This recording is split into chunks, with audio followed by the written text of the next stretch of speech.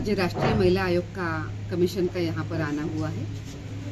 राष्ट्रीय महिला आयोग के पास देश भर के हर कोने से कंप्लेंट्स आती रहती है, पर जो कंप्लेनेंट महिलाएं हैं वो स्वयं दिल्ली तक उनके लिए आना बहुत मुश्किल होता है। इसीलिए हमने ही सोचा कि हम ही खुद उनके द्वार तक जाएंगे और राष्ट्रीय महिला आयोग आपके द्वार इस संकल्पना को लेकर हमने जन सुनवाई का आयोजन किया है। आज इसी क्रम में जन सुनवाई यहाँ सारण में आज हुई है और इसके लिए आज प्रत्यक्ष रूप में जो कंप्लेंट्स है वो भी आई थी, उसके साथ साथ जो उनके इन्वेस्टिगेशन ऑफिसर्स है वो यहाँ पे आए थे। इस जन सुनवाई का उद्देश्य ये होता है कि जब हम जन सुनवाई करते हैं तो हमारे साथ इस डिवीजन के सभी प्रशासकीय और पुलिस डिपार्टमेंट के अधिकारी सभी होते हैं, कलेक्टर होते हैं, एसपी, सीपी होते हैं और अन्य संबंधित अधिकारी भी यहाँ पे होते हैं। तो त्वरित उसी जगह पे उन महिलाओं की सुनवाई की जाती है और उनको तुरंत न्याय भी दिया जाता है। आगे चल के जो कार्रवाई करनी है वो भी कार्रवाई तुरंत शुरू हो जाती है और इस तरीके से महिलाओं की समस्या का समाधान होता है। आज आपके समक्ष किस तरह के मामले आए मैडम? किस तरह की सुनवाई हुई? किसी को न्याय मिला?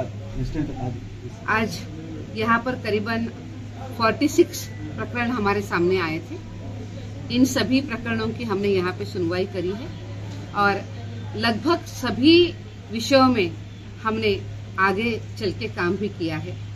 ऐसे प्रकरणों में कुछ चीजें ऐसी होती है कि तुरंत उनके साथ न्याय हो सकता है, कुछ चीजों में इन्वेस्टिगेशन की करने की बहुत जरूरत होती है, कुछ चीजों में कोर्ट में जाना पड़ता है।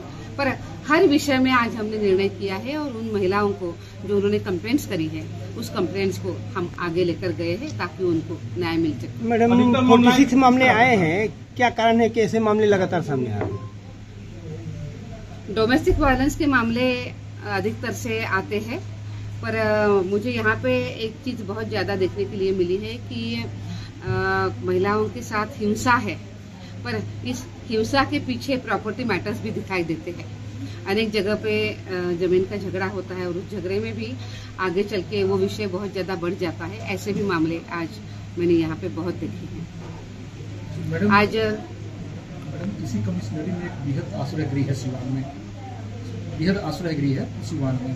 कुछ दिन पहले 19 तारीख की रात में वहाँ से 13 लड़कियां गायब हो गई थी, जिसमें से कई लड़कियां वहाँ पहुँची हैं और अधिकतर लड़कियां वहाँ नहीं पहुँची, जिसमें से 4 लड़कियां सारण की हुई। इस पे महिला आयोग क्या कहते हैं? सबसे पहले एक बात तो ये है कि इतनी 13 लड़कियों का जाना, इस तरीके से उन्होंने गायब होना बेहद ही दुर्भाग्यपूर्ण है।